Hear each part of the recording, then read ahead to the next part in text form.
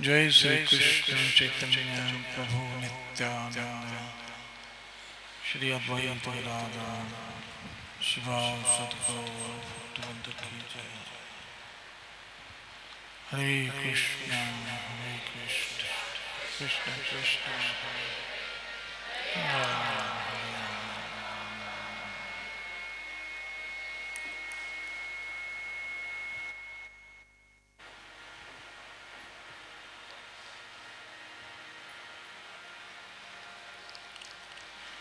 इन दिनों हम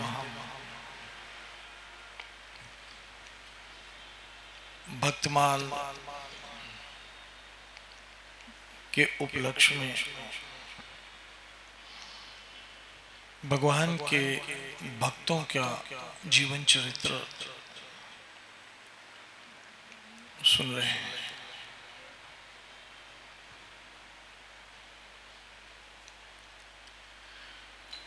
भगवान के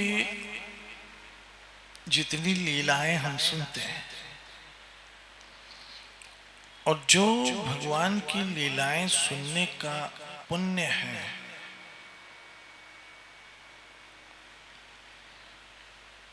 उतना ही पुण्य भगवान के भक्तों के चरित्र को सुनने से होता है। क्योंकि भगवान की जो भी लीलाएं हुई या जो भी भगवान ने लीलाएं की, वो किन के लिए की? भक्तों के लिए की। अगर ब्रजवासी ना होते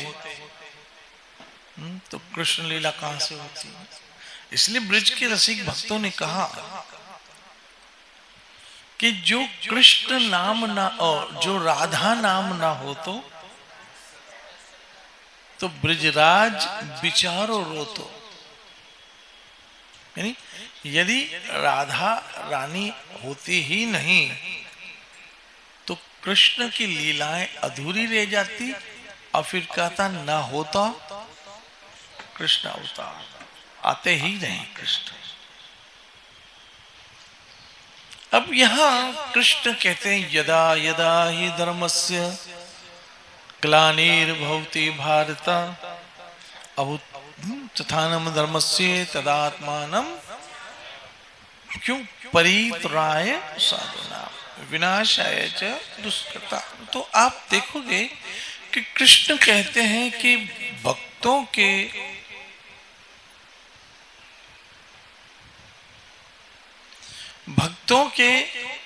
उद्धार के लिए और दुष्टों के नाश के लिए। तो इसका मतलब है कि दोनों ही इक्वल है? ऐसा नहीं है।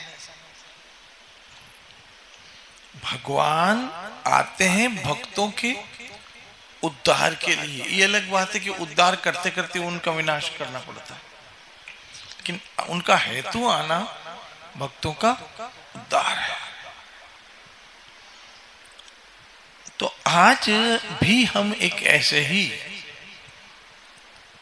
भगवान के परम भक्त के जीवन को सुनेंगे और मुझे उम्मीद है कि इन महापुरुषों के जीवन चरित्र को सुनने से हमारा चरित्र भक्तिमय होगा। जिस भक्त को विशेष चर्चा करेंगे वो एक ऐसा नाम है जो आप सभी सुनते चले आए हैं और वो है भक्तिमती मीराबाई। हमने मीरा के विषय वैसे तो बहुत कुछ सुन रखा है, बहुत कुछ पढ़ भी रखा है, क्योंकि ये ऐसा नाम है जो बहुत ही परिचित है। लेकिन मुझे ऐसे लगता है कि एक बार यदि हमारे पास 500 रुपए का नोट आ गया और यदि फिर से दूसरी बार आए तो हम ये नहीं कहेंगे ये तो वही वाला है।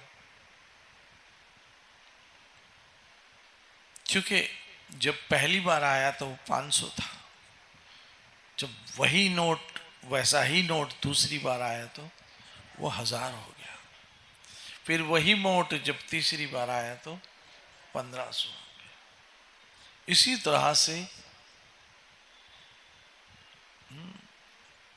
ये 4 है जो एक ही विपु है, भक्त भगवान। कैसे है ये दुआ? जिसमें कहा है कि भक्त भगवान साधु गुरु ये सभी एक ही रूप होते हैं जी। हाँ, भक्त भक्ति भगवान गुरु चतुर नाम वपु एक, ऐसा है। ये नाम 4 है लेकिन मूर्ति वपु रूप एक ही है। इसलिए हमारे गुरुदेव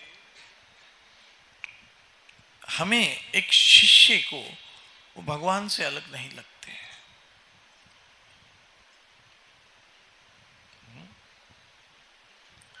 ये 4 नाम है लेकिन रूप एक ही है। और उसी विषय में आज हम मीराबाई का मीरा चरित्र पढ़ेंगे और सुनेंगे। फिर थोड़ा आवाज बढ़ाओगे? श्री राधे।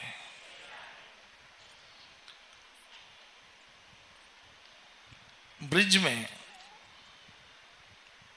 हम ब्रिज चलते हैं, वृंदावन चलते हैं। जहां तक ब्रिजभूमि का संबंध है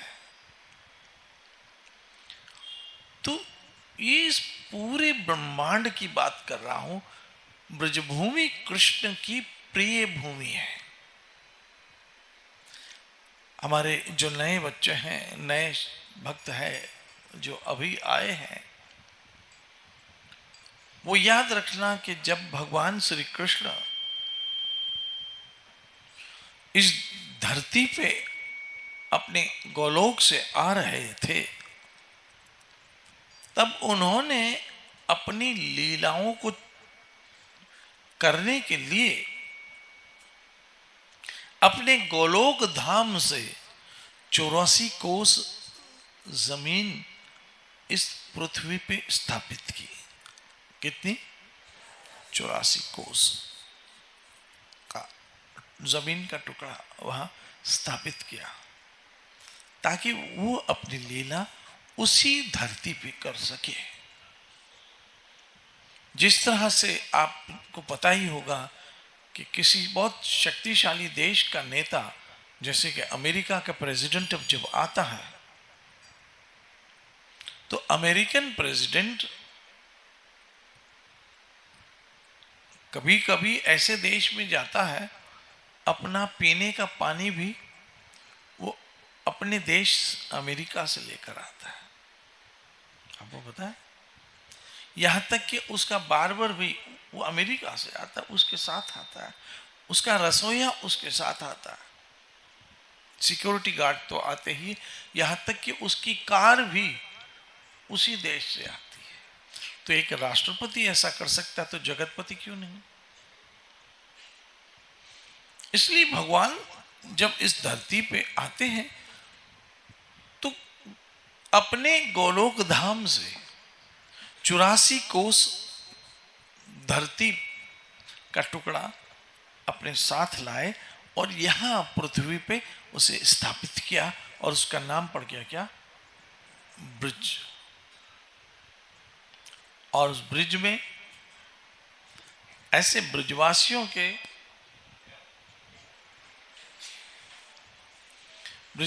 के बहुत सारे गांव और एक गांव में माधवी नाम की एक सखी रहती थी। तो माधवी नाम की जो सखी थी उसका जो विवाह था वो छोटी उम्र में ही हो चुका था। उस जमाने में बाल विवाह होता था, लेकिन अभी उसकी रुखसती, उसका गोना, उसकी विदाई नहीं हुई थी। वो थोड़ी बड़ी उम्र होती तो हो जाती थी। उस बीच माधवी की जो माँ थी वो हमेशा माधवी को कहती, बेटा अब तुम्हारी शादी हो चुकी है और तुम्हारा पति है और तुम्हारा पति ही तुम्हारा परमेश्वर है, इसलिए बेटा अब तुम्हारे जीवन में अन्य कोई पुरुष नहीं आना चाहिए। अभी कभी कभी इस तरह से मैं चर्चा करता हूं तो जो हमारी जो युवा पीढ़ी की लड़कियां हैं उनको एक मन में प्रश्न उठता है कि ये लड़कियों को क्यों कहा जाता है कि एक निष्ठ रहो, लड़कों को क्यों नहीं? हमेशा कहते हैं भाई लड़कियों को ऐसे रहना चाहिए, लड़कियों को एक ही रहना चाहिए, लड़कियों को ऐसा रहना चाहिए। तो याद रखना, हमारे भारतवर्ष में जो बचपन में लड़की होती है, बचपन में लड़की को क्या कहा जाता है? कन्या कही जाती है, कन्या कही जाती है। और हम देखते हैं कि उस कन्या की हम पूजा करते हैं। आपने देखा होगा जब नवरात्रि आती है तो जिस तरह से देवी की पूजा करते हैं, अष्टमी वाले दिन हम उन कन्याओं की पूजा करते हैं। है ऐसा? यहां तक कि उन कन्याओं के पांव तक धुलवाए जाते हैं। मतलब बचपन ही से हमारे यहां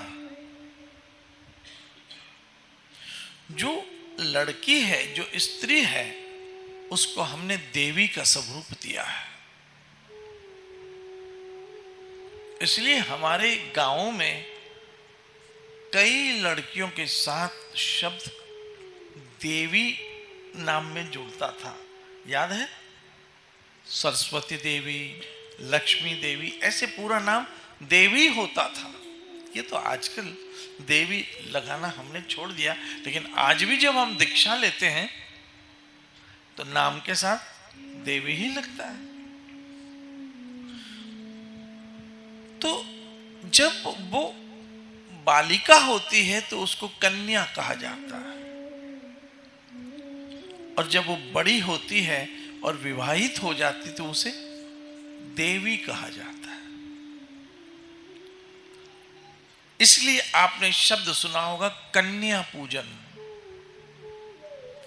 कभी किसी ने लड़कों की पूजा की? बोलिए ना, कभी की? कभी सुना है लड़का पूजन? ये तो सुना है, क्या? कन्या पूजन। जिस तरह से देवी दुर्गा की अष्टमी को पूजा होती है, वैसे हमारे यहाँ कन्याओं की पूजा होती है। मानते? इसलिए हमारे यहाँ स्त्री को एक देवी का स्थान प्राप्त है, और देवी के विषय हमारे मन में यही है कि देवी हमेशा पवित्र होती है, देवी हमेशा पूजनीय होती है। इसलिए तो हम कन्याओं की क्या करते हैं? पूजा करते हैं। दूसरा, समझो जो बच्चे ये क्वेश्चन कर रहे हैं, दूसरा, जब भी हमें कभी पुण्य की प्राप्ति करनी होती है तो किसको भोजन कराया जाता है?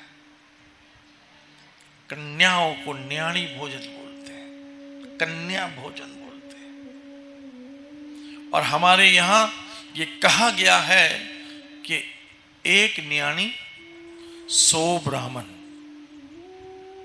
एक न्याणी 100 ब्राह्मण। ऐसा क्यों कहा गया? सोचा है? क्योंकि भगवान ने एक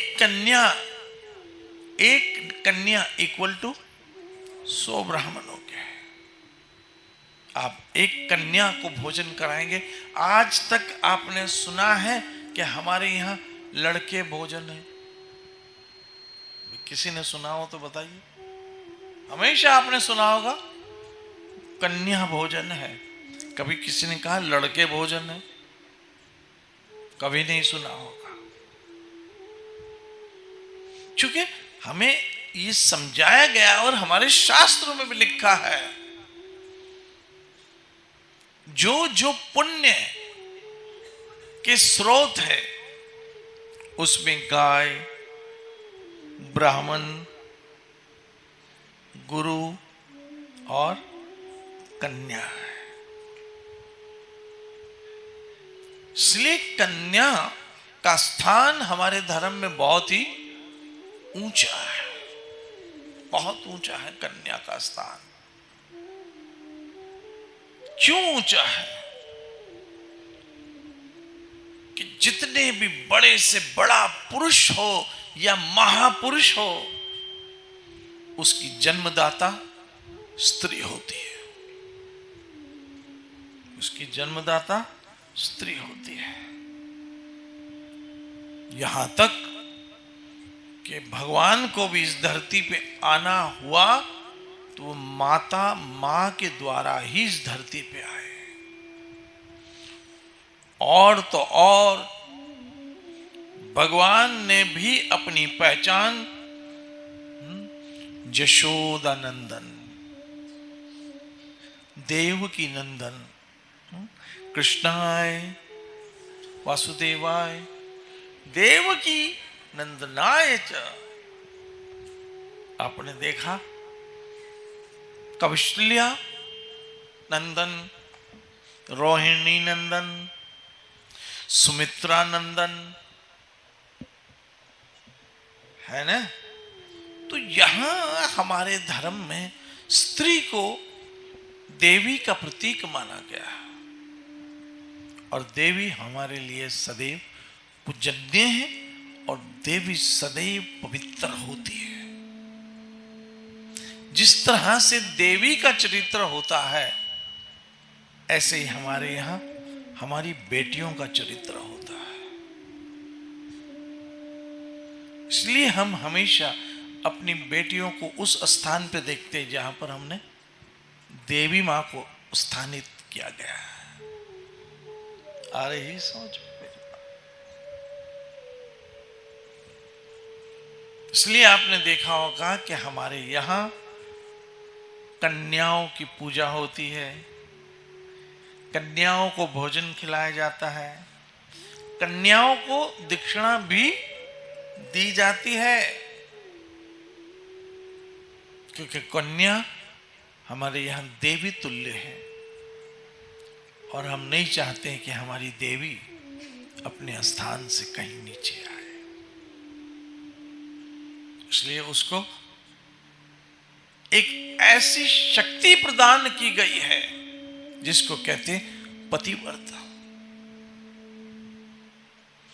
पतिव्रता, पतिव्रता स्त्री को कहा गया सती। क्या कहा गया? सती। सती स्त्री। तो क्या आज की लड़कियां चाहते हैं कि वो सती तव के स्थान से नीचे आ जाए? और कहते हैं भाई लड़कों के लिए तो कोई नियम ही नहीं है, तो एक नरक में जा रहे हैं, आपको भी जाने का मूड है क्या?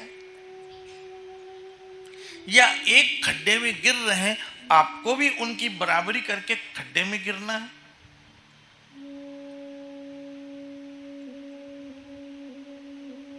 आपके लिए, लड़कियों के लिए हमारे धर्म में कहीं कोई प्रतिबंध या कोई उनके ऊपर वो बंदिश या बंधन नहीं है। हमने कभी नहीं कहा कि लड़कियां ऐसे चादरें ओढ़ के बुर्के पहन के निकले। हमने तो अपनी बेटियों को देवी का स्थान दिया। देवी प्रतीक है मान, मर्यादा, सम्मान का। और यदि वो स्त्री, यदि वो लड़की अपने मान मर्यादा सम्मान के स्थान से गिरना चाहती है तो कोई उसे रोकेगा नहीं, लेकिन फिर कहना पड़ जाएगा। राज कपूर ने कहा, राम तेरी गंगा मेली हो गई, अब आगे लड़कियों की मर्जी, आगे लड़कियों की मर्जी, हम रोकेंगे नहीं। लेकिन लड़कियों को जिस स्थान पे प्रकृति ने बिठाया है वो पूजा का स्थान है। मैं फिर कहता हूं, आज तक किसी भी व्रत त्योहारों पे आपने लड़कों की पूजा देखी? बोलो हाँ या ना। देखिए तो बोल दो साहब, आपने देखी है कहीं? देखी तो किसकी देखी है? कन्याओं की पूजा देखी होगी। उनको बिठाया जाता है, चौकियों पे बिठाया जाता है, उनके पांवों को धुलाया जाता है, उनको तिलक किया जाता है, उनकी आरतियां उतारी जाती है। और आरती उतारने वाला कौन होता है? पुरुष। आज बड़े बड़े पुरुष आरती उतारते। मैंने तो अपने देश के प्रधानमंत्री को देखा कन्याओं की पूजा करते हुए। कई हमारे प्रांतों के मुख्यमंत्रियों को देखा हमने कन्याओं की आरतियां। हमने कई अपने इतिहास में राजा महाराजाओं को देखा कन्याओं की आरती करते हुए। कभी ऐसा लड़कों के सौभाग्य में आया? लड़कों के लिए तो शब्द यही आया, आवारा है, बदमाश है, ऐसा है, रखड़ाव है, फालतू है। क्या आप चाहते हो आपके लिए भी यही उपाधियां आए, या जो देवी हो वही बनी रहो? अब फैसला आप कर लेना, आप फैसला कर लेना, आप फैसला कर लेना कि किस तरह से आपको लोग बुलाए, कन्या की तरह आपकी पूजा करें, या फिर इस तरह के टाइटल आपको भी मिले जो लड़कों को मिले हुए हैं। फैसला आप कर लेना। इस पे बोलूंगा तो बहुत बातें निकलेगी, लेकिन मुझे आज मेरा चरित्र भी बात करती है। देखो, स्त्री प्रतीक है किस किस का, समझाओ। स्त्री प्रतीक है इज्जत का। कहते ना स्त्री घर की, बोलो, इज्जत होती। मानते हो? मानते हो? स्त्री हमेशा एक मान सम्मान और इज्जत का प्रतीक है। स्त्री हमेशा अस्मिता का प्रतीक रही है। और अगर वो अपने स्थान से नीचे आना चाहती है तो फिर ऐसी स्त्री को सती नहीं कहा जाएगा, उल्टा कहा जाएगा। और याद रखना, जो भी स्त्रियां सती रही हैं, इतिहास में उनका नाम आज भी अमर है। आप देखेंगे सती सावित्री, सती सावित्री, सती सावित्री को यम दूत लेके गए। ये तो कथा आपको पता है, और यह भी एक भक्त चरित्र है। ऐसा नहीं मैं मीरा की जगह आज ये चालू कर दूं, फिर कभी इस पे बढ़ता होगी। आप देखेंगे कि उसके सतीत्व में इतना दम था कि अपने पति को यम से छुड़ा के आ गई। यम से छुड़ा के आई अपने पति को सावित्री। इसलिए उनका नाम आज भी हमारे क्या, सती सावित्री। और इनके नाम का एक त्योहार है वट सावित्री व्रत। तो महान स्त्रियों के जीवन चरित्र पे तो त्योहार तक बन चुके हैं। जैसे आज है वट सावित्री व्रत। आज स्त्रियां अपने पति की लंबी उम्र की कामनाएं करती होंगी, लंबी उम्र की कामनाएं करती। और आपने ये जो व्रत कथाएं सुनी होगी, उस व्रत कथाओं के सारे चरित्र अधिकतर स्त्रियों के होते हैं, स्त्रियों के होते हैं। श्री राधे। तो माधवी की बात हम करेंगे, इसलिए समझ जाओ इस विषय पे अगर कुछ और सुनना चाहते हो तो कल परसों फिर सुनाऊंगा कि लड़कों पे तो कोई बंधन नहीं है, लड़कियों पे ही है। लड़कियों पे बंधन नहीं है, लड़कियों का एक प्रोटोकॉल है। ये बंधन नहीं कहो, इसे एक सम्मान कहो कि स्त्री को इतने ऊंचे स्थान पे बिठाया गया। और याद रखना, जो ऊंचे स्थान पे लोग बैठे होते, क्या वो सड़क पे पानी पूरी खा पाएंगे? अब वो सड़क पे पानी पूरी न खाने का मतलब ये नहीं कि उस पे कोई बंधन है, बल्कि उसका प्रोटोकॉल है। ऐसा ही स्त्रियों का, बच्चियों का, लड़कियों का एक प्रोटोकॉल है जो लड़कों का नहीं है। आप इस बात को तो समझिए।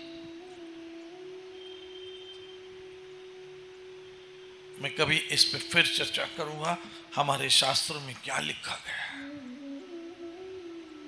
याद रखना मेरी माताओं बहनों, हमारे धर्म शास्त्र कहते हैं कि भक्ति करने के लिए सर्वश्रेष्ठ शरीर मनुष्य का है, और उस मनुष्य शरीर में भी भक्ति करने के लिए सर्वश्रेष्ठ शरीर स्त्री का है। इस संसार में मनुष्य जन्म लेना बहुत बड़ी बात है। मनुष्य जन्म 84 लाख योनियों के बाद, और उन मनुष्य जन्मों में भी किसी धनवान के घर जन्म लेना बहुत बड़ी बात है। फिर उन धनवान के घर जन्म लेने वालों में भी किसी विद्वान के घर जन्म लेना और बड़ी बात है। उन विद्वान के घर जन्म लेने वालों में किसी राजा के यहां जन्म लेना और बड़ी बात है। और उन राजाओं के घर जन्म लेने वालों में भी किसी संत के घर जन्म लेना ये दुर्लभ होता है। सबके भाग्य में नहीं है कि किसी के पिता एक महापुरुष हो। ये कोई साधारण बात हो नहीं सकती है। तो अब आई मीरा की तरफ चलते हैं। श्री राधे।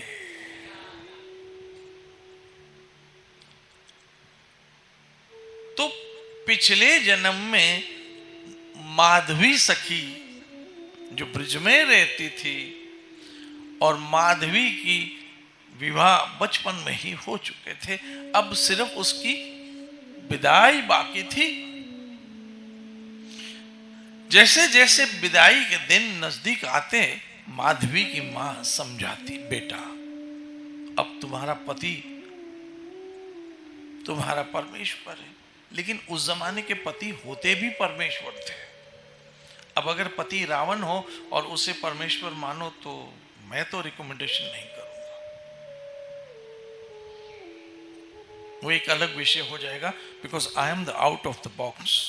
मेरी सोच कुछ अलग है। उस जमाने के पति भी तो परमेश्वर होते थे, ऐसे ही होते थे, ऐसे होते थे। राम जैसे परमेश्वर पति, राजा दशरथ जैसे पति, वसुदेव जैसे पति, सप्त ऋषियों जैसे पति।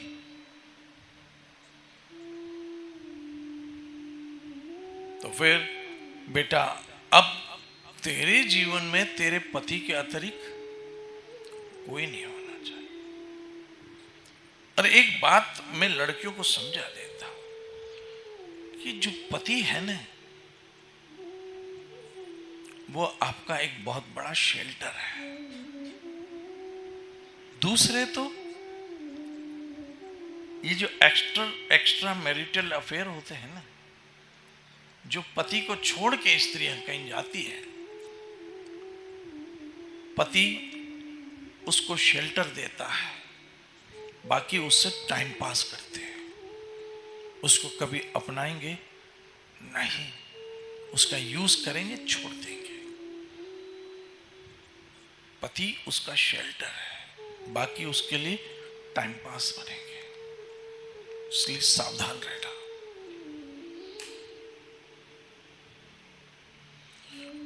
इसलिए माधवी को समझ आ गया कि मुझे सिर्फ मेरे पति को ही देखना है और मुझे अपने सती का जीवन बिताना है। ऐसे करते करते करते एक दिन उसकी विदाई का आ गया, माधवी सखी का। और माधवी सखी का जब विदाई का दिन आया तब मां ने समझाया कि बेटा एक बात और बता दूं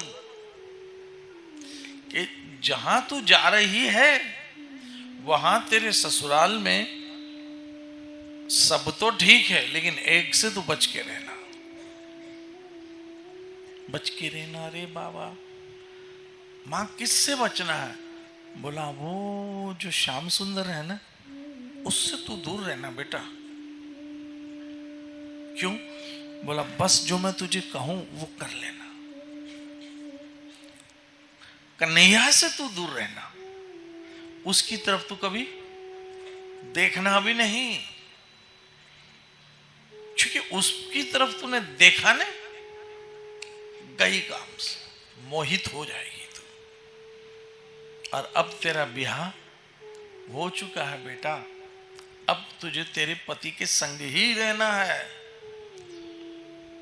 लेकिन वो देवकी जशोदा का बेटा इतना चंचल है,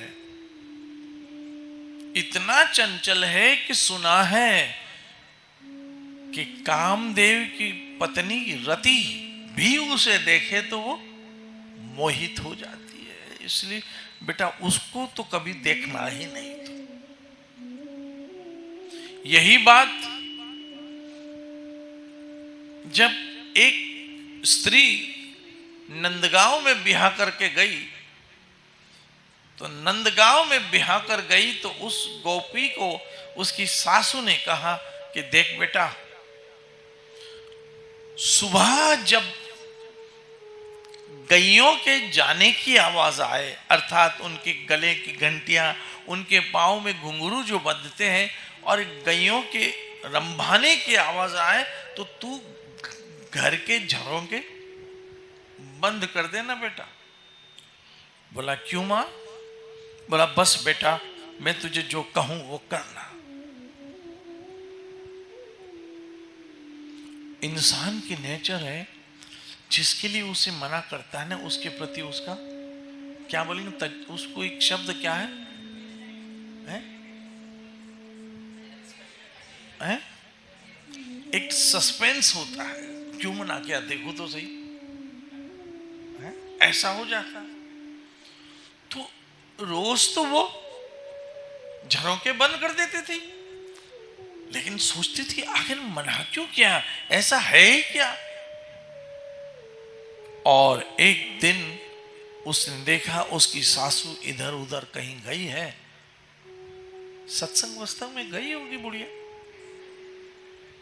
क्योंकि अधिकतर तो बुढ़िया है सत्संग में जाती, हमारे यहाँ गुड़िया आती है, अलग बात है। ये देखो कितनी छोटी छोटी गुड़ियाएं बैठी है, ये एक अलग ट्रेंड है।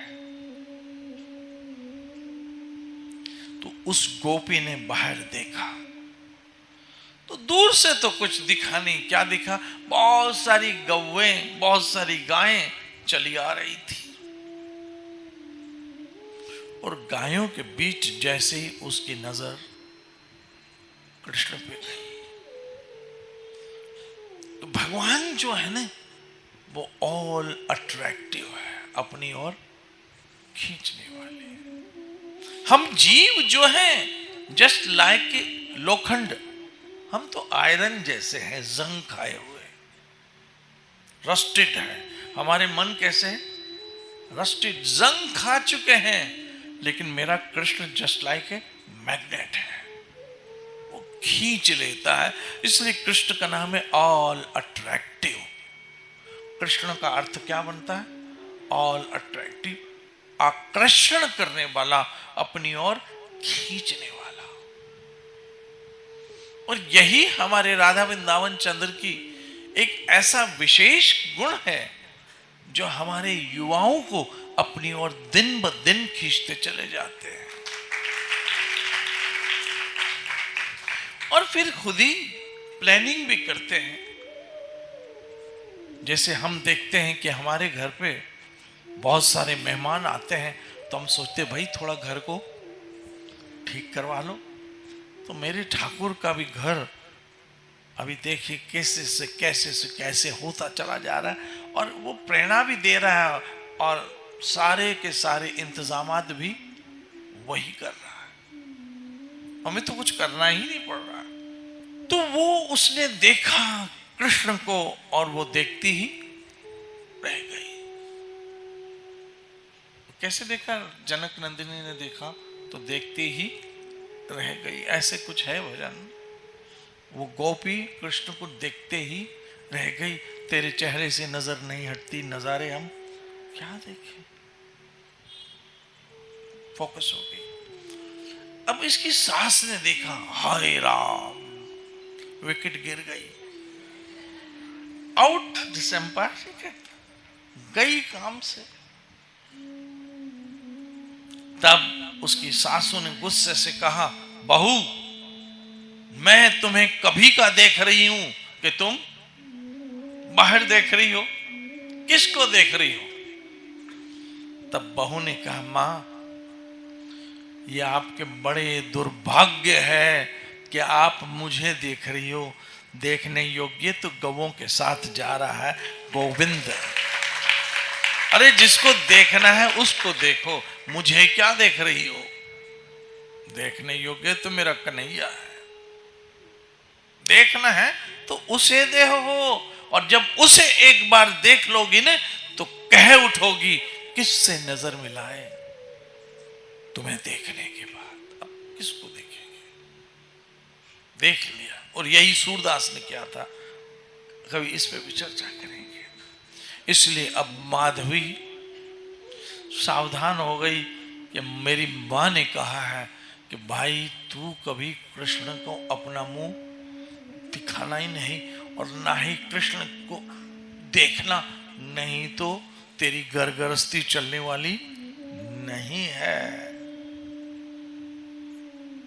यही बातें हमारे वृंदावन चंद्र के लिए भी होती है कि वहां मत जाना, गई तो फिर गई। ये हमारे वृंदावन चंद्र के लिए भी बातें हो रही है। हमारे कई लोग कहते तू सब जगह जा, सब ठिकाने जा, सब वहां मत जाना, क्योंकि वहां गई तो फिर गई, और ऐसी गई कि फिर कभी वापस नहीं आई। उसी की हो गई मेरे राधा वृंदावन चंद्र की। ऐसा है भी, ये है, सत्य है। फिर बहुत सारी चीजें खुद ब खुद छूटती चली जा रही है। हमारे जीवन से कब नॉनवेज छूट गया हमें पता नहीं चला। अरे हमारे जीवन से ऐसी कई चीजें छूटती चली गई जिसकी कभी हमने कल्पना भी नहीं की थी, छूटती चली गई,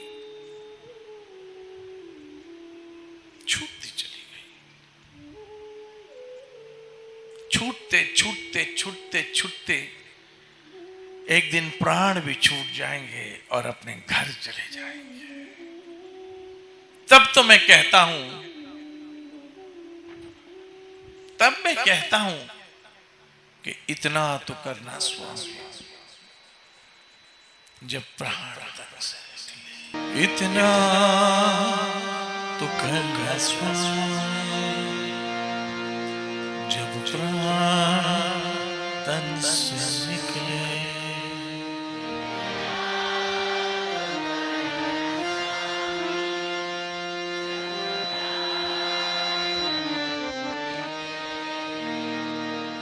गोविंद हो ज़ुबान जब प्राण तन से निकले,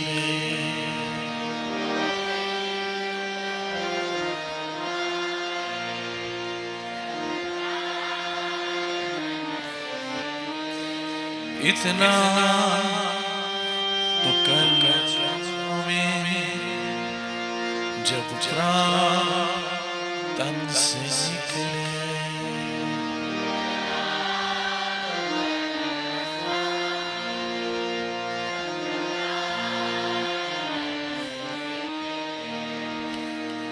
पितरामणि बंधियो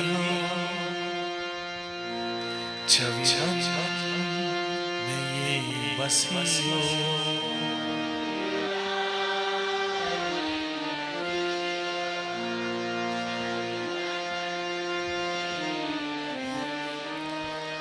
मेरे स्वामी तुम्हें हो, जब तन से निकले।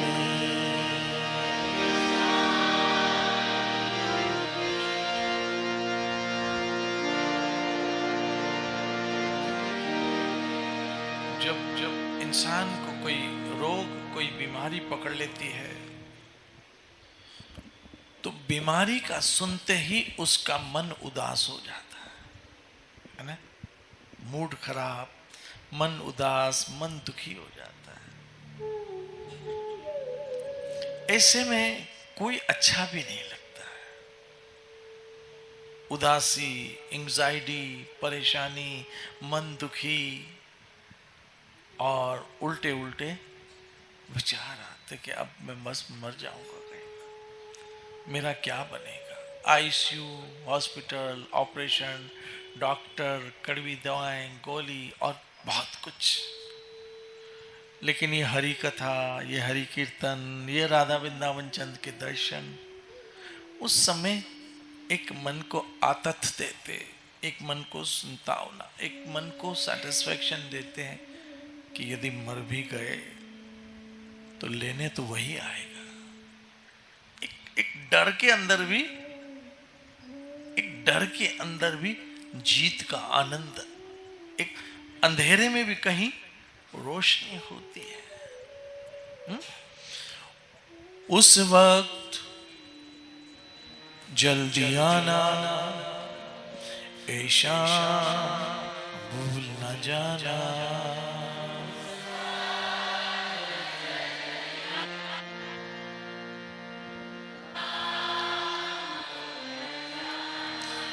राधा को साथ लाना, जब प्राण तन से निकले।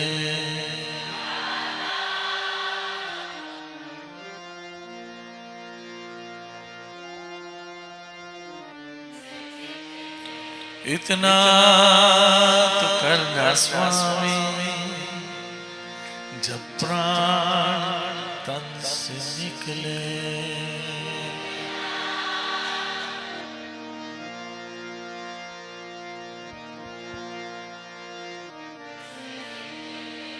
याद रखना, सफेद बाल निकलने की भी एक उम्र होती है। सफेद बाल निकलने की उम्र होती है। मुंह के दांत निकलने की भी एक उम्र होती है। लेकिन शरीर से प्राण निकलने की कोई उम्र नहीं होती, कोई उम्र नहीं होती। तब उस वक्त जल्दी आना, ऐशा भूल न जाना।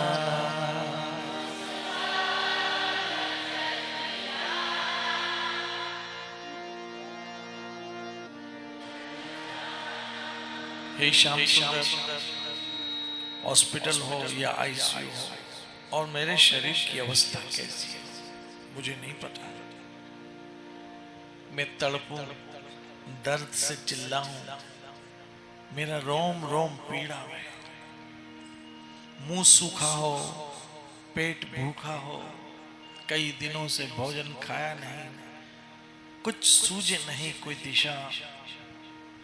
तब एक काम करना गोविंद, वंशी का वट हो,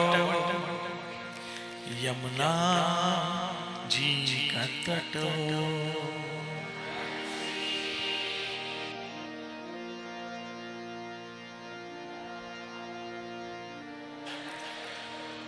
मेरा सामना निकट हो, जब प्राण तन से निकले।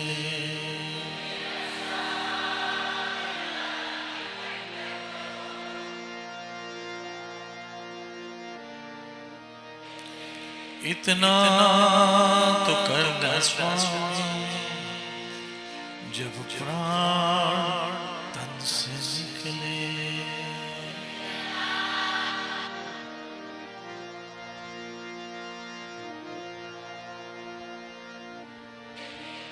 मैं जब आईसीयू में था तो मुझे तो कृष्ण के पास एक अलग से आईसीयू में भी रूम दे दिया था मेरे ठाकुर ने, लेकिन आवाज तो आती थी ना। तो सामने एक यंग लड़का था और उसको कोई एक अजीब सी बीमारी थी जिसका मुझे नाम नहीं याद था, लेकिन उसे बहुत जब पीड़ा का अटैक पड़ता था, पैनिक अटैक, वो चिल्लाता था ऐसे, बोलता ममा ममा ऐसे जोर जोर से। लेकिन आईसीयू में किसी को आने की अनुमति नहीं थी, चिल्लाता था। तब 2-3 डॉक्टर उसको आकर पकड़ते थे, उसको कोई इंजेक्शन लगाते तो चिल्लाता था ममा माँ ममा ऐसे, लेकिन कोई सुनने वाला नहीं था। लेकिन जब हम पुकारेंगे कृष्णा, हमारा सुनने वाला होगा। जमुना जी का तट, वंशी का वट,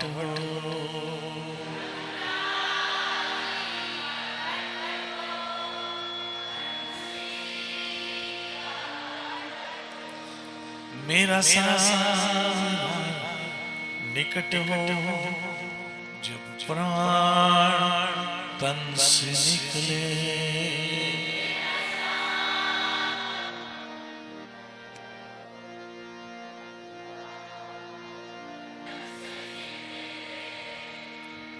तो हमारे पास तो एक वजह होगी पुकारने की, और जिसको पुकारेंगे वो सुनता भी है, क्योंकि कोई आए ना आए, किसी को आने की अनुमति हो ना हो, लेकिन मेरा ठाकुर बेपरवाह बादशाह है, वो सर्वव्यापी है, उसे आने से रोकेगा कोई नहीं रोक सकता।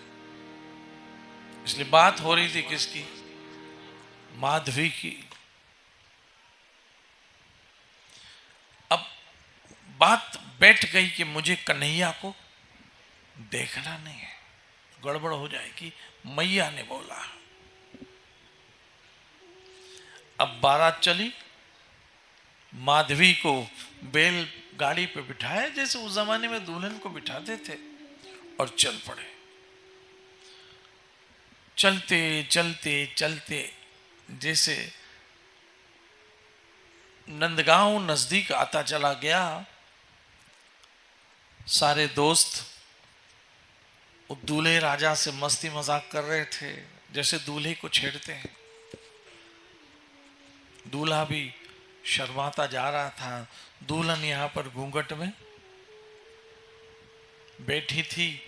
तब दूल्हे के दोस्त कहने लगे, भाई भाभी का चेहरा तो दिखाओ, क्योंकि उस जमाने में लड़कियां घूंघट में होती थी।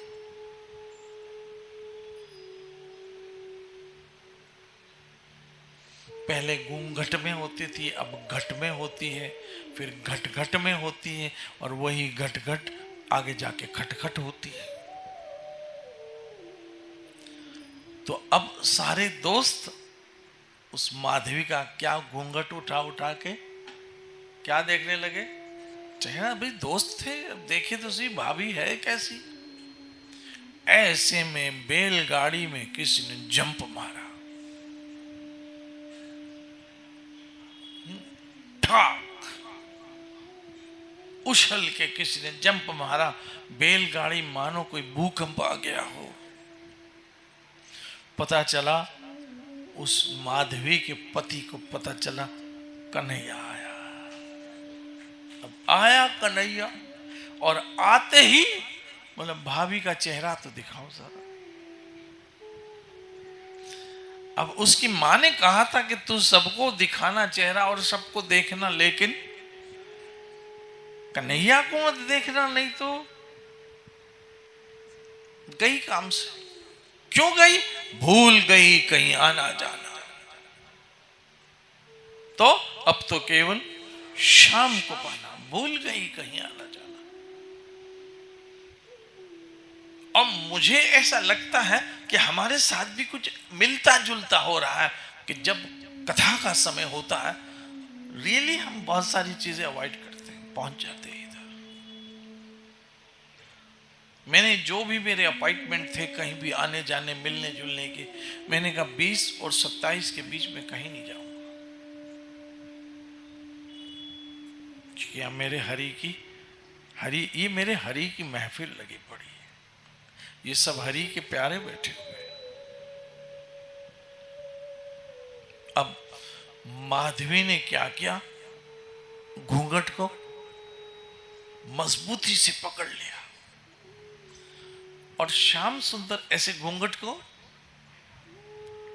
हटाने की कोशिश करते रहे और माधवी ऐसे करके, मैं अब कैसे बताऊं आप लोगों को, ऐसे टाइट, वो इधर देखे तो इधर हो जाए, इधर देखे तो इधर हो जाए, और हाथ से घूंघट को मजबूती से पकड़ा। और श्याम सुंदर तब वो अपने दोस्त से कहा, भाई तुम्हारी घरवाली को कहो मुझे चेहरा तो दिखाए, और मुझसे क्यों डरती है, ब्रिज में मुझ जैसा सीधा है कौन कि मुझसे मुंह छुपा रही है। मैं कितना भोला भाला सीधा साधा मैया की आज्ञा को मानने वाला, और मुझसे ये मुंह छुपा रही है। This is my insult because I am most gentleman among all you. और वो दोस्त भी जानता था कि इस मुंह छुपा रही है तो सही कर रही है, क्योंकि जब तुझे देखा नहीं तो फिर मुझे नहीं देखेगी, ये तो पक्की बात थी। किससे नजर मिलाए तुम्हें देखने के बाद, किससे, और कौन है जो देखने की योग्य हो गोविंद आपके सिवा, क्योंकि ये आंखें वास्तव में मिली ही आपको देखने के लिए। बाकी तो सब देखते हैं, वो बोनस है, लेकिन वास्तव में आंखें मिली ही आपको देखने के लिए। ये कान मिले हैं आपकी कथा सुनने के लिए, बाकी तो जो सुनते हैं वो सब बोनस है। ये जिभ मिली है आपके गुण गाने के लिए, बाकी तो जो बातें करते हैं वो सब बोनस है। ये हाथ मिले हैं आपकी सेवा करने के लिए, बाकी जो करते हैं वो सब बोनस है। ये पांव मिले हैं आपकी ओर चलने के लिए, बाकी जहां जाते हैं वो सब बोनस है। मूल तो ये है। अब कन्हैया जब जिद पे आ जाए, क्या बोलते हैं, चंचल चंचल चपल ये रमणी रमता गोपी वल्लभ माधव। आओ थोड़ा गाते हैं। श्री राधे राधे राधे मन माखन मेरो चुराए गए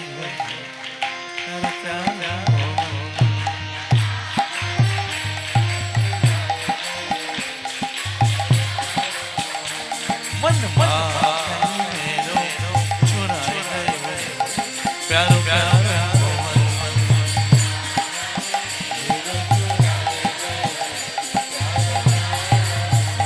प्यारो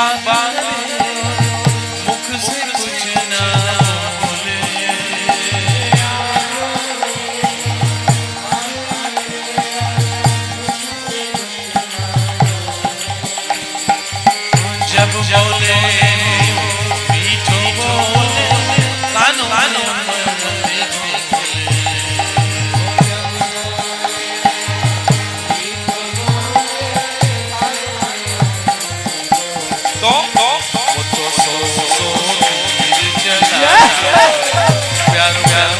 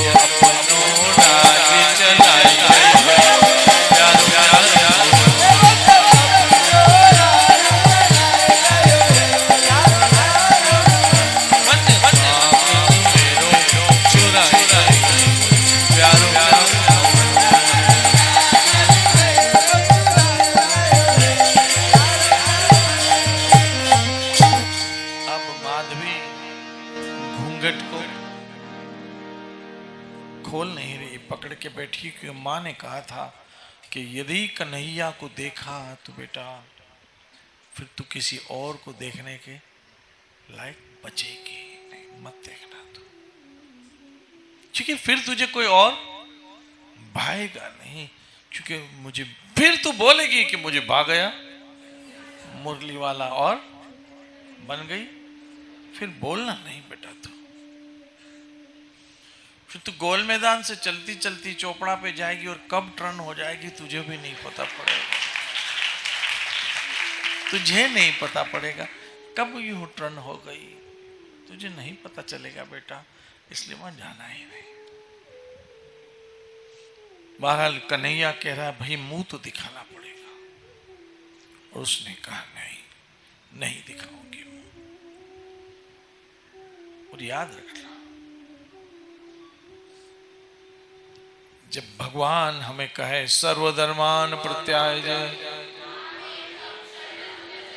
तब अगर हम उनकी इस निमंत्रण को स्वीकार न करें ना तो हम जैसा दुर्भाग्य फिर और कोई नहीं होगा, क्योंकि हमें एक बहुत बड़ी अपॉर्चुनिटी मिल रही है। किस चीज की? अहं त्वां सर्व पापे भयो मोक्षाशमुमासुच, एक बहुत बड़ी अपॉर्चुनिटी मिल रही है मरने से पहले, जो जन्मांतर के पाप समाप्त करने की अपॉर्चुनिटी मिल रही है। और दुर्भाग्य वो जीव होगा जो इस निमंत्रण को स्वीकार नहीं करेगा। 18वां अध्याय और 66वां श्लोक। नहीं, और माधवी ने ऐसा ही किया, उसने अपना मुंह बताया नहीं, बताया नहीं। और ठाकुर ने कहा ठीक है मत बता, लेकिन याद रख एक वक्त आया तो जब तू मुझे देखने को तरसेगी, तरसेगी मुझे देखने को तरसेगी। इसलिए कहते हैं कि चाहे मोहे मारो चाहे फिटकारो, मोही शाम से लगन लगी। मुझे कोई भी मना करे रोके ना, कोई मुझे रोकना नहीं मेरी श्याम सुंदर की ओर जाने के लिए। बाकी जहां भी रोकोगे हम रुक जाएंगे, जहां भी रोकोगे हम रुक जाएंगे और कहीं नहीं जाएंगे। लेकिन यदि राधा वृंदावन चंद्र की ओर जाने से रोकोगे तो फिर रुकने वाले नहीं है, ये याद रखना है। क्योंकि बहुत जन्मों के बाद ये अवसर मिला है, इसे खोएंगे नहीं। क्योंकि हर जन्म में हम किसी के किसी ना किसी के हुए, लेकिन जिसके भी हुए, लता का गाना, हम थे जिनके सहारे वो हुए ना हमारे, कभी नहीं हुए। डूबी दिल की कश्ती, सामने थे किनारे, हम थे जिनके सहारे, वो हुए ना हमारे। इसलिए अब मत रोकना, बहुत जन्मों के बाद ये अवसर मिला है मेरे ठाकुर की ओर, श्याम सुंदर की ओर चलने का। लेकिन माधवी ये चुक गई मौका, खो गई मौका, लोक लाज के चक्कर में आ गई। अब एक दिन की बात है कि ब्रिज में बहुत बड़ा तूफान आया, बहुत बड़ा तूफान आया। गोवर्धन लीला का समय आया। श्रीमद् भागवत चलते हैं, चलो। हंसों की कथा, जो देव दुर्लभ श्री कृष्ण चरित्र श्रीमद् भागवत, जो देवताओं को भी दुर्लभ हुआ, उस तरफ चलते चलो। मुझे लगता है कि देखो, मरना तो है, और मरना तो छोड़ो, जब मरने वाले होंगे तो कितने दुखी होंगे, सोचो कितना मन खराब हो जाता है ना। सिर्फ बीमार भी होते तो मूड कैसा खराब होता है। और जब डॉक्टर के पास जाते हैं और डॉक्टर ऐसे देखता है, तो पता है हम क्या करते हैं, हम डॉक्टर के चेहरे को देखते हैं, और अगर डॉक्टर थोड़ा सा सीरियस हो तो हम कहते हैं डॉक्टर साहब कोई सीरियस बात तो नहीं है। उस पहले के डॉक्टर जब तक कुछ कहता नहीं, हमारा दिल धक धक धक धक धक धक, और डॉक्टर कहता नहीं नहीं कोई, और यदि कहते कि समथिंग इज रॉन्ग, कितना आदमी थोड़ा हो जाता है ना। लेकिन हमें एक सहारा होगा, वो है कि तुम्हारा प्यार ना मिलता तुम मर गए होते।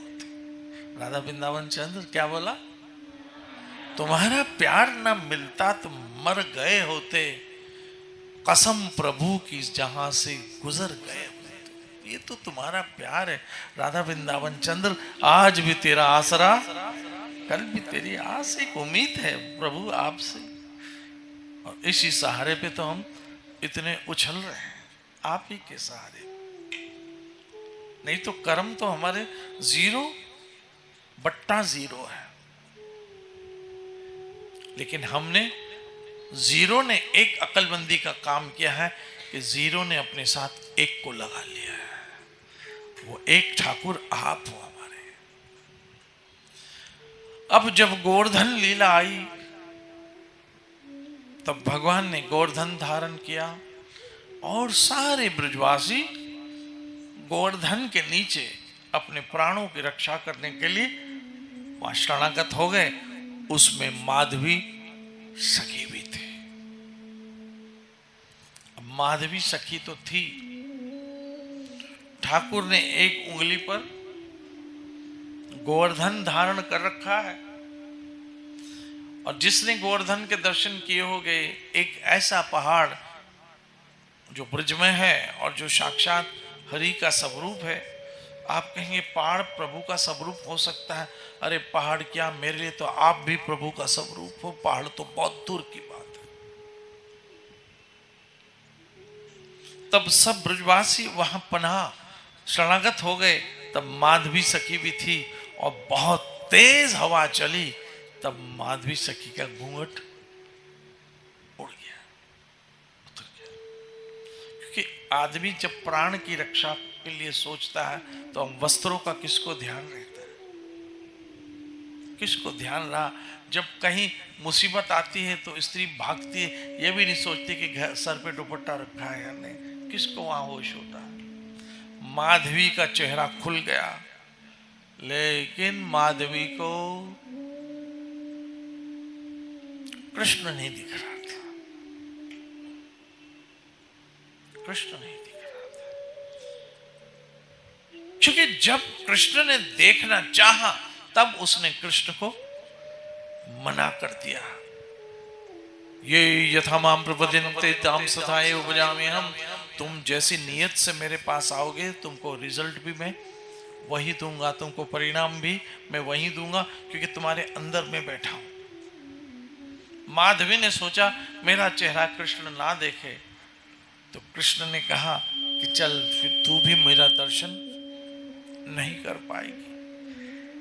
तब माधवी बहुत रोई, प्रभु ऐसे कैसे, प्रभु ऐसे कैसे, ऐसे कैसे, मेरी बेटियों, मेरे बच्चों, मेरी बहनों, मेरे मित्रों, ये जो राधा वृंदावन चंद्र दिखते हैं ना हमें, ये उनकी मेहरबानी है कि हमें देखने के लिए आंखें दी।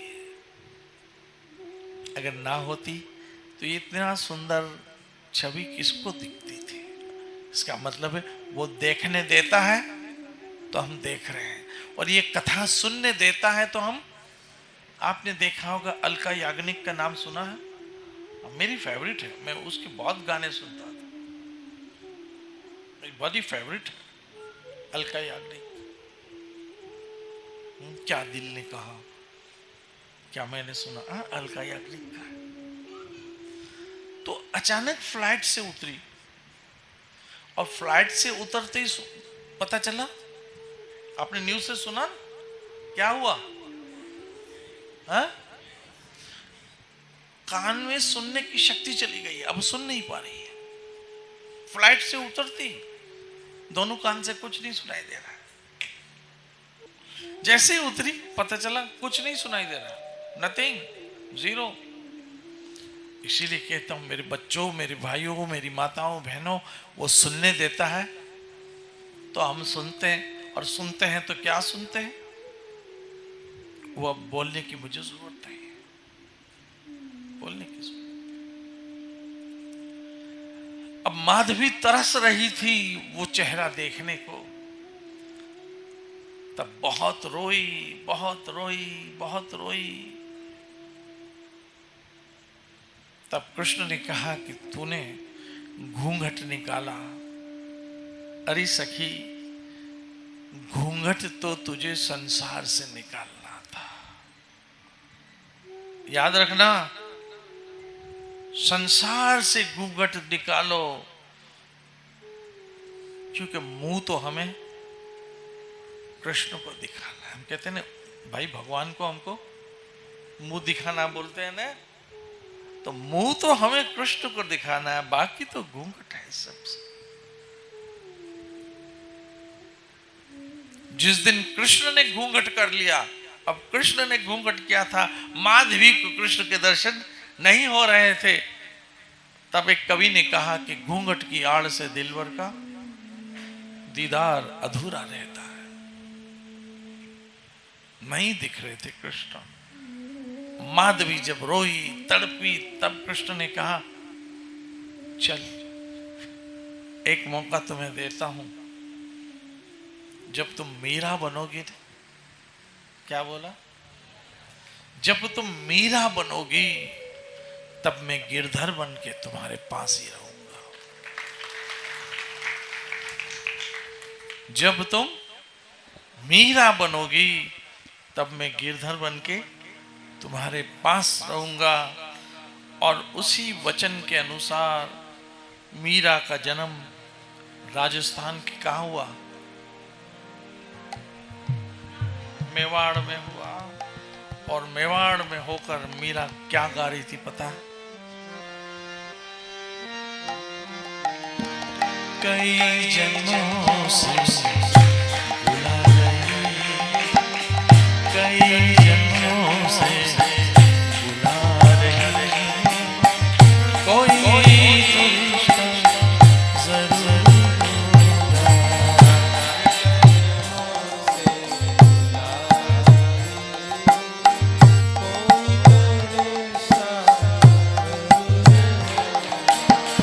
कई जन्मों से बुला रही,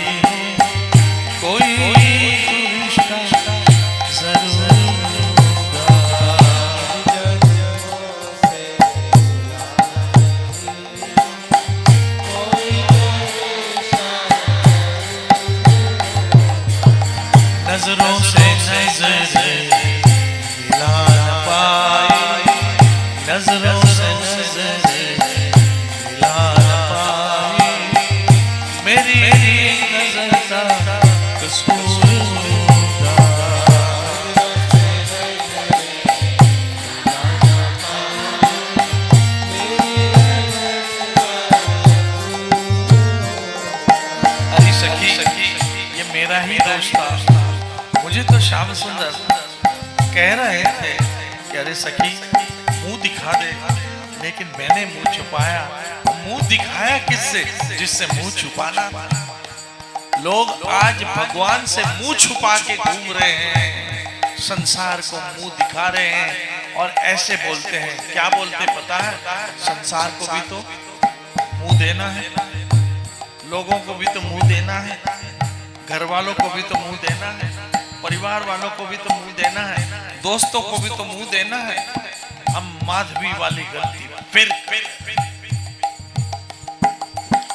नजरों से नजर मिला ना पाया, मेरी नजर का कसूर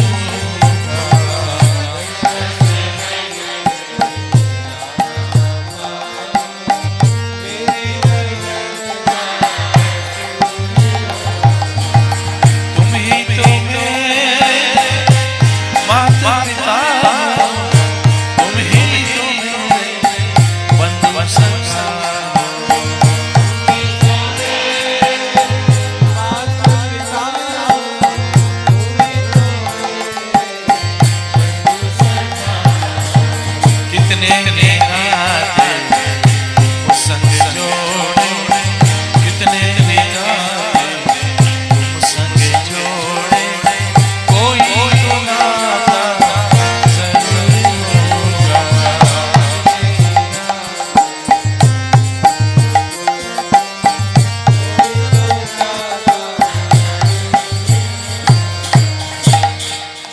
राधा वृंदावन चंद्र, तेरा मेरा कोई ना कोई नाता है, वरना कौन किसके पीछे आता है।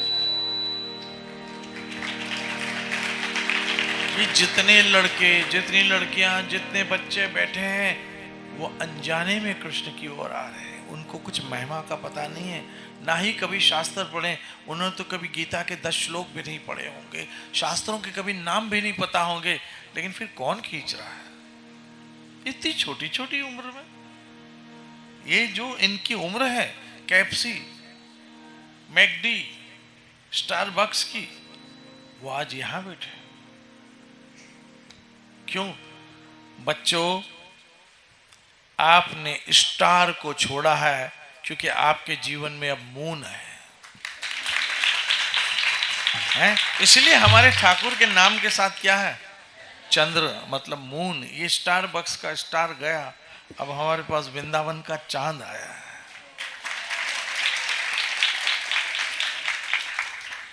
तो अब माधवी का दूसरा जन्म कहाँ हुआ? मेवाड़ में। किसका? मीरा का हुआ। राजस्थान एक ऐसी धरती जो बहुत कलरफुल धरती है। राजस्थान का कल्चर मुझे बहुत प्रिय है, बहुत प्रिय है राजस्थान का कल्चर। राजस्थान का लोक संगीत मेरे बहुत दिल की भाता है मुझे। मोरनी बागा में नाचे है, ऐसी रात में, वाह क्या तो संगीत है राजस्थान का। घूमर, लहरिया, ये सब राजस्थान के हैं। अब एक दिन मीरा अपनी मां के साथ ऐसे गई, या कोई रिवायत ऐसी भी है कि कोई साधु मीरा के घर आया, मीरा के परिवार में, और मीरा एक राजघराने में पैदा हुई। वो साधु आए और साधु के साथ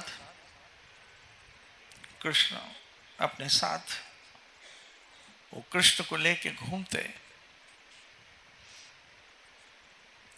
तब जब मीरा ने कृष्ण को देखा तो कई जन्मों से बुला रही थी कोई तो रिश्ता। आपने बच्चों, आपसे खासकर युवा पीढ़ी, आपको वृंदावन चंद्र क्यों अच्छे लगते हैं? आपको कोई पता ही थोड़ी, आपको क्या पता भगवान क्या? हो सकता है आपकी फैमिली में कुछ रिचुअल्स अलग हो, जिस फैमिली से आप आते हैं वहां कोई इष्ट अलग हो, वहां की परंपराएं अलग हो, धार्मिक मान्यता अलग हो, फिर वहां से ऐसे ऑल ऑफ सडन कैसे वृंदावन चंद्र की ओर चले आए आप लोग? कोई तो रिश्ता जरूर होगा, पक्का होगा। क्या पता इन बच्चों को संत साधु सत्संग हरि कथा कीर्तन मंदिर, इन बच्चों को क्या पता है? तो कौन खींच के लाता है? अनजाने में कोई तो रिश्ता जरूर होता है, जरूर होगा। वो गाना कैसा है मेरा पहले से?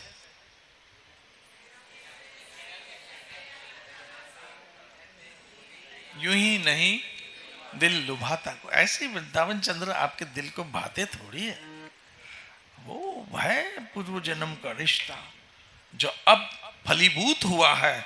जैसे आम का झाड़ पे मौसम होती है तो आम आते हैं ना, ऐसे बच्चों ये जो आपकी आंखें राधा वृंदावन चंद्र को देखती है ना, उन आंखों से कह दो कि नजरों से कह दो प्यार में मिलने का मौसम आ गया। नजरों से कह दो प्यार में मिलने का मौसम आ गया। इन आंखों की मस्ती के दीवाने हजारों हैं राधा वृंदावन चंद्र। ये आंखें देख के हम सारी दुनिया भूल जाते हैं राधा वृंदावन चंद्र। और फिर राधा वृंदावन चंद्र की आंखें तो देखो, नयनम मधुरम लोचन राजीव लोचन मेरे ठाकुर। अब मीरा को भा गया कौन? कौन भाया? कृष्ण। वो मां को कहा मां ये कौन है? पता नहीं, लेकिन वो पिछले जन्म का रिश्ता खींच रहा था जैसे आप सबों को खींच रहा है। मैं दावे से कहता हूं इस जन्म में तो ऐसा कुछ है ही नहीं। ना कभी घर वालों ने आप लोग को ऐसी धार्मिक ट्रेनिंग दी होगी, ना ही ऐसी कोचिंग क्लासेस में बात होती है, ना ही हमारी स्कूल और कॉलेज का ऐसा वातावरण है, ना ही हमारे उल्लासनगर में कुछ ऐसा। फिर कौन खींच के लाए हैं इन बच्चों को? कोई तो रिश्ता, चाहे वो लड़कियां हो या लड़के हो। मां ये कौन है? तो ऐसे मां ने मजाक में कहा मीरा तेरा पति है। ऐसी लागी लगन मीरा हो गई मगन। अब साधु तो भोजन जिम के खा पी के चल पड़े, लेकिन मीरा ने जिद की कि ये कृष्ण मुझे चाहिए, ये मुझे चाहिए, मुझे ये लेकर दो। मां ने कहा बेटा ये तो महात्मा जी के ठाकुर हैं, तुम्हें कैसे देंगे वो? बोला कुछ भी चाहिए, मुझे ये चाहिए।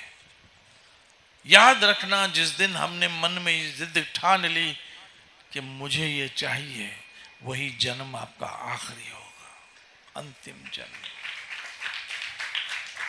क्योंकि अभी हमने जो जन्म लिया है, आगे जाके कितने लोग हमारे जीवन में आएंगे और वो क्या क्या हमारे साथ करेंगे हमको थोड़ी पता है।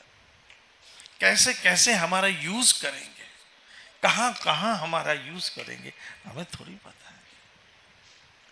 और किस तरह से इमोशनली हम उनके बंधनों में बंध जाएंगे, हमें थोड़ी पता है। और एक अजनबी हमारे जीवन का मालिक बन जाएगा और कहेगा I am your husband, you are my wife, you should follow my order, don't go here and either, you should stay here. मैं हिंदी बोल रहा हूं। तब क्या करोगे? और दो तीन छोटे छोटे टपलू पपलू मम्मा मम्मा मम्मा मरी गई, फिनिश एवरीथिंग नाउ। इसलिए जिस दिन ये जिद की ने कि मुझे ये जो सामने खड़ा है ना, ये वृंदावन चंद्र चाहिए, वो मांग है ना, वो मांग फिर कभी आपको किसी से मांगने नहीं देगी। ये मांग कि मुझे तुम चाहिए वृंदावन चंद्र। मीरा ने ये जिद की। अब जिद तो की, लेकिन घड़ी भी जिद कर रही है। और मैं किसी तरह से भी इस चरित्र को जल्दी से वाइंड अप नहीं करना चाहता हूं, क्योंकि अब असली खेल तो अब चालू हुआ। अब जब मीरा का चरित्र आया है तो अब मीरा चरित्र, अभी तो माधवी की बातें हो रही थी, अब आया है मीरा का। और मीरा चरित्र जो आपने अभी तक सुना है, देखा है, लेकिन वास्तविक में जो मीरा का चरित्र हम कल सुनने वाले हैं, दिल की गहराइयों से मैं कहता हूं कि हमारी भक्ति भावना में बहुत बड़ी प्रेरणा कल मिलेगी। नित्य भजो